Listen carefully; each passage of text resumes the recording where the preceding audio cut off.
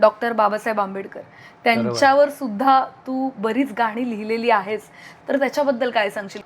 तर ज्याच्यामुळे माझा श्वास आहे, ज्याच्यामुळे माझ्या ताटात घास आहे, तर त्याच्याबद्दल मी बोलताना माझा श्वास कमी का पडायला हवा?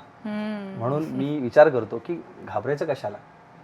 आपण जन्मच घेतला नसता जर बाबासाहेब नसते, तर मग बाबासाहेबांचा विचार, बाबासाहेबांचं म्हणणं आपण मांडायला घाबरायचं कशाला? जो मिलाय वो तो बोनस का लाईफ आहे. खरंय. तर मग ते मांडताना, ते बोलताना निडरपणे बोलायचं.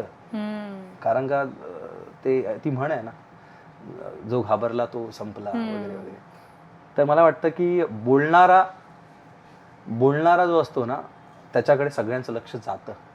जात नसेल तर तुम्ही बोलून ते लक्ष त्यांना वेधून घ्या. पण बोला. जर तुम्ही मुके राहिलात तर तुमच्यावरती अत्याचार झाल्याशिवाय काहीच होणार नाही. तुम्ही मागे सराल आणि दबले जाल.